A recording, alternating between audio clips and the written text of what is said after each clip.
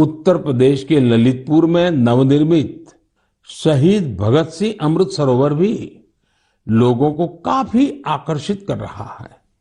यहाँ की निवारी ग्राम पंचायत में बना यह सरोवर 4 एकड़ में फैला हुआ है। सरोवर के किनारे हुआ वृक्षारोपण इसकी शोभा को बढ़ा रहा है।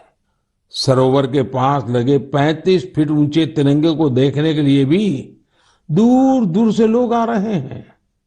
अमृत सरोवर का यह अभियान कर्नाटका में भी जोरों पर चल रहा है।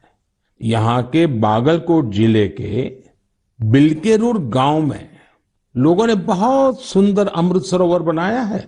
दरअसल इस क्षेत्र में पहाड़ से निकले पानी की वजह से लोगों को बहुत मुश्किल होती थी। किसानों और उनकी फसलों को भी नुकसान पहुंचता था। अमृत सरोवर बनाने के लिए गांव के लोग सारा पानी चैनलाइज करके एक तरफ ले आए। इससे इलाके में बाढ़ की समस्या भी दूर हो गई।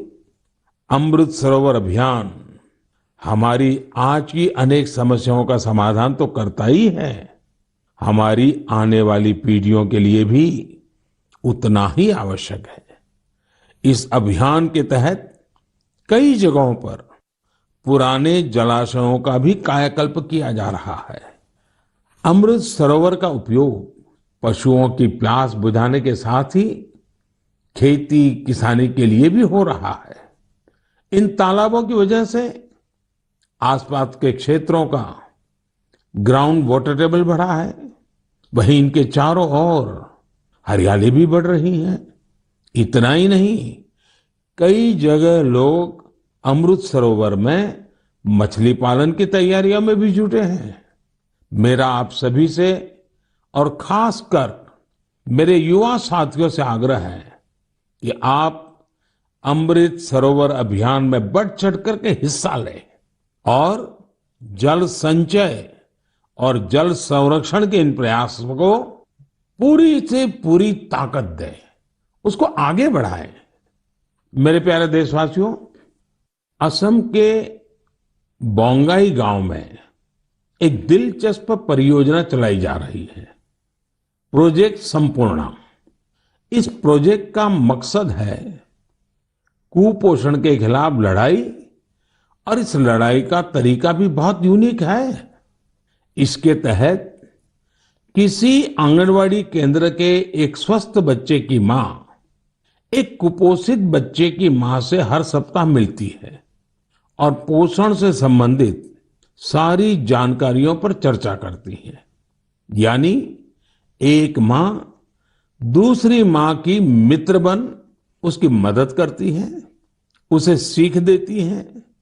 इस प्रोजेक्ट की मदद से इस क्षेत्र में एक साल में 90% से ज्यादा बच्चों में कुपोषण दूर हुआ है।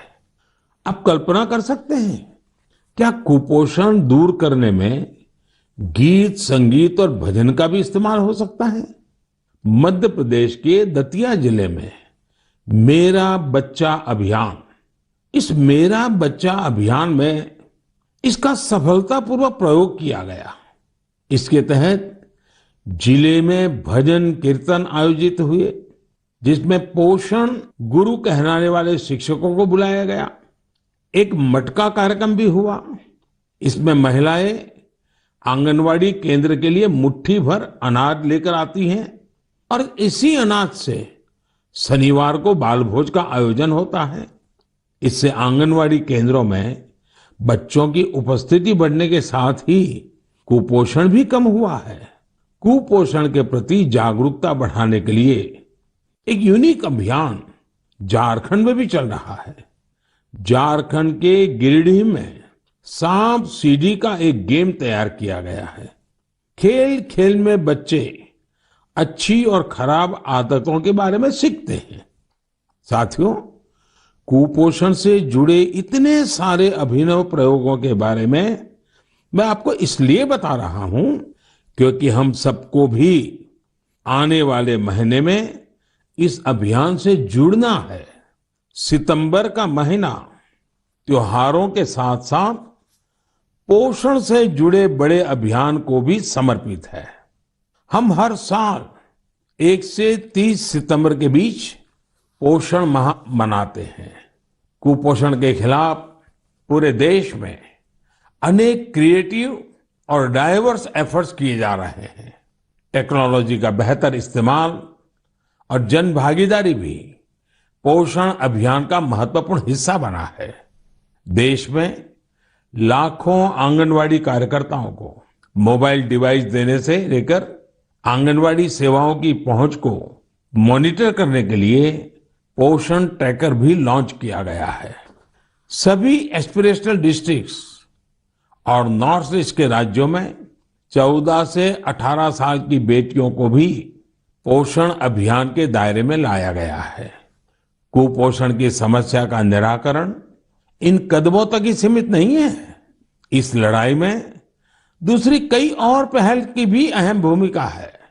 उदाहरण के तौर पर जल जीवन मिशन को ही ले तो भारत को कुपोषण मुक्त कराने में इस मिशन का भी बहुत बड़ा असर होने वाला है।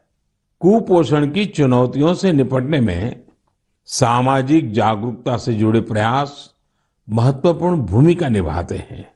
मैं आप सभी से आग्रह करूंगा कि आप आने वाले पोषण माह में कुपोषण या मालन्यूट्रिशन को दूर करने के प्रयासों में हिस्सा जरूर लें। मेरे प्यारे देशवासियों, चेन्नई से श्रीदेवी वरदराजन जी ने मुझे एक रिमाइंडर भेजा है। उन्होंने माय गॉव पर अपनी बात कुछ इस प्रकार से लिखी है। नए साल के आने में अब 5 महीने से भी कम समय बचा है और हम सब जानते हैं कि आने वाला नया साल इंटरनेशनल ईयर ऑफ मिलेट्स के तौर पर मनाया जाएगा। उन्होंने मुझे देश का एक मिलेट मैप भी भेजा है। साथ ही पूछा है कि क्या आप मन की बात में आने वाले एपिसोड में इस पर चर्चा कर सकते हैं। मुझे अपने देशवासियों में इस तरह के जज्बे को देखकर बहुत ही आनंद की अनुभूति होती है। आपको याद होगा कि यूनाइटेड नेशंस ने एक प्रस्ताव पारित कर वर्ष 2023 को इंटरनेशनल ईयर ऑफ मिलेट्स घोषित किया है। आपको ये जानकर भी बहुत खुशी होगी कि भारत के इस प्रस्ताव को 70 से ज्यादा देशों का समर्थन मिला था। आज दुनिया भर में इसी मोटे अनाज का, मिलेट्स का क्रेज बढ़ता जा रहा है। साथियों, जब मैं मोटे अनाज की बात करता हूं तो मेरे एक प्रयास को भी मैं आज आपको शेयर करना चाहता हूं। पिछले कुछ समय से भारत में कोई भी जब विदेशी मेहमान आते हैं, राष्ट्राध्यक्ष भारत आते हैं, तो मेरी कोशिश रहती है कि भोजन में भारत के मिलेट्स यानी हमारे मोटे अनाज से बनी हुई डिशेस बनवाऊं।